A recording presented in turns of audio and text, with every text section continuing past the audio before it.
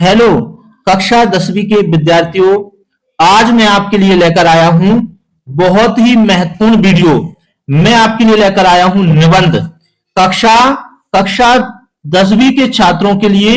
अब निबंध किस तरीके से लिखना है और कौन सा निबंध आने वाला है, मैं आपको बताने वाला हूं। यह निबंध विद्यार्थी और अनुशासन, मैं विद्यार्थी और अनुशासन आप लोगों को करवाने वाला हूं। अब 4 नंबर आपके पक्के, मैं 4 नंबर आज पक्के करवाने वाला हूं। जिस तरीके से मैं आपको लिखवाने वाला हूं उसी तरीके से आपको निबंध लिखना है।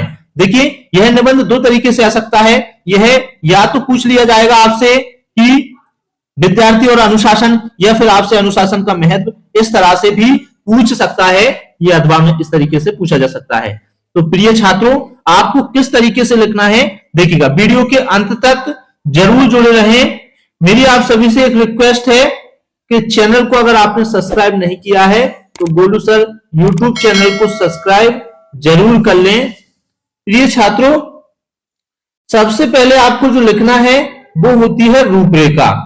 हमको रूपरेखा में पॉइंट के आधार पर, ये रूपरेखा में पॉइंट के आधार पर हमको लिखना होता है। तो देखिएगा, पहला पॉइंट है प्रस्तावना, पहला पॉइंट होता है प्रस्तावना। दूसरा पॉइंट लिखना है अनुशासन का आशय।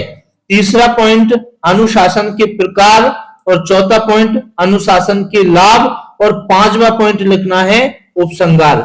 प्रिय विद्यार्थियों, अगर आप 4 में से 4 अंक लाना चाहते हैं तो सबसे ज्यादा इंपॉर्टेंट है प्रस्तावना को बहुत अच्छे तरीके से आपको लिखना है, और अंतिम पॉइंट उपसंहार आपको बहुत अच्छे तरीके से याद करके जाना है। इसके बाद में जो बीच के पॉइंट है उनमें आप उससे संबंधित लिख सकते हैं। तो प्रारंभ करते हैं। देखिए किस तरीके से हमने जो है हेडिंग बनाई है। मैंने लिखा है कि रूपरेखा इस तरीके से बनाना है। रूपरेखा के बाद में मैंने बनाया है कि प्रस्तावना, और ये जो रूपरेखा की हेडिंग है इसको किस आधार पर मैंने, किस क्रम में मैंने जोड़ा है, इसी क्रम में साथियों आपको जोड़ना है। अब देखिएगा, पहला पॉइंट आता है प्रस्तावना। किस तरीके से करना है प्रस्तावना देखते हैं। प्रस्तावना पॉइंट, नियमों से बंधा हुआ यह जीवन ही सफल तथा आदर्श माना गया है। वास्तविकता में जीवन एक नियमों से बंधा होना चाहिए। इस प्रकार नियमों का पूरी तरह से पालन करना ही अनुशासन की संज्ञा से विभूषित किया जाता है। मैं आपको बहुत इंपोर्टेंट निबंध बता रहा हूं, ये 4 नंबर आपके इस निबंध को पढ़ने के बाद पक्के हैं। दूसरा पॉइंट है, पॉइंट दूसरा है जो हमने किया था, अनुशासन का आशय। अब क्या लिखना है इसमें देखिए, अनुशासन शब्द अनु प्लस शासन इन 2 शब्दों से मिलकर बना है, जिसका आशय है शासन के पीछे पीछे चलना, अर्थात शासन का पूरी तरह से अनुसरण करना। यानी जो शासन के द्वारा जो नियम बना दिए गए हैं उन नियमों का हमको पालन करना। उदाहरण के तौर पे मैं कह सकता हूं, जैसे सरकार का एक नियम है, स्कूल विभाग का नियम है कि यूनिफॉर्म हमको पहनकर आना है, कंपलसरी है, तो वह एक शासन का नियम है। साथियों, इसी तरीके से अनुशासन के प्रकार, अगला है अनुशासन के प्रकार। किस तरीके से लिखना है, अनुशासन 2 श्रेणियों में विभक्त किया गया है। इसमें से प्रथम आंतरिक तथा द्वितीय बाह्य है। पहला आंतरिक है, द्वितीय बाह्य। बाहरी अनुशासन प्रताड़ना, भय और प्रलोभन पर आधारित होता है। इस प्रकार का अनुशासन कदापि स्थायी नहीं रह पाता। दूसरे शब्दों में अनुशासन जो आंतरिक है, अब देखिए, अब बात कर रहे हैं आंतरिक अनुशासन की। इसे आत्मानुशासन के नाम से भी जाना जाता है या पुकारा जाता है। आंतरिक अनुशासन को आत्मनियंत्रण भी कह सकते हैं। आंतरिक अनुशासन ही चिर स्थायी होता है। साथियों, किस तरीके से लिखना है कि आंतरिक अनुशासन ही चिर स्थायी होता है। अगला देखिए, अगला पॉइंट है चौथा, बहुत अच्छा पॉइंट है। देखिए, अनुशासन के लाभ, अगला पॉइंट क्या है, अनुशासन के लाभ। तो देखिए, देश एवं समाज की प्रगति, समृद्धि एवं खुशहाली में अनुशासन का महत्वपूर्ण योगदान है। विद्यार्थी जीवन में अनुशासन का महत्वपूर्ण स्थान है।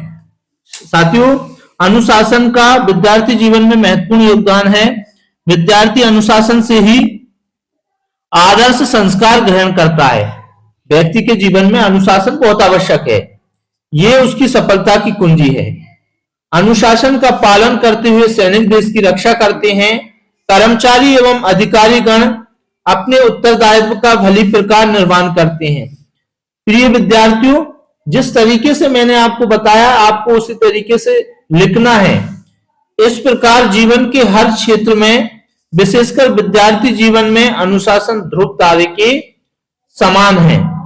साथियों, अब मैं अगला पॉइंट और लास्ट पॉइंट, ये जो पॉइंट है उपसंहार, बहुत ही महत्वपूर्ण पॉइंट है, क्योंकि इससे जो कॉपी चेक करने वाला होता है वह पहले प्रस्तावना देखता है और उपसंहार देखता है।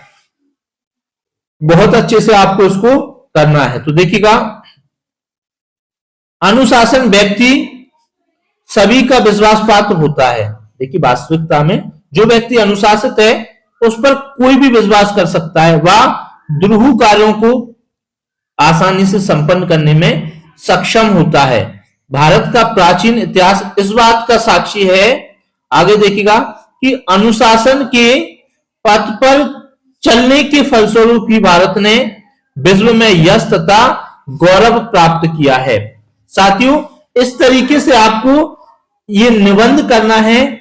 अब ये अगर आप ऐसे निबंध करते हो तो आपके 4 नंबर कोई नहीं काट सकता है। यानी जो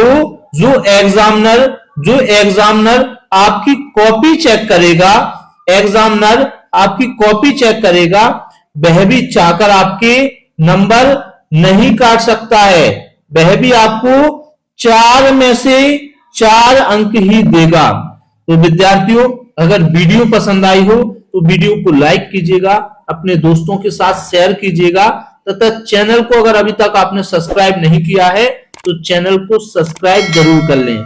मिलते हैं अगली वीडियो में, और मैं बहुत अच्छे से आपको बताने वाला हूं। साथियों, आप हमारे इंस्टाग्राम गोलू परिहार ऑफिशियल पर भी फॉलो कर सकते हैं, और वहां कोई क्वेश्चन अगर आपका है तो आप मुझसे डायरेक्ट क्वेश्चन पूछ सकते हैं। इंस्टाग्राम आईडी है गोलू परिहार ऑफिशियल। ठीक है, थैंक यू।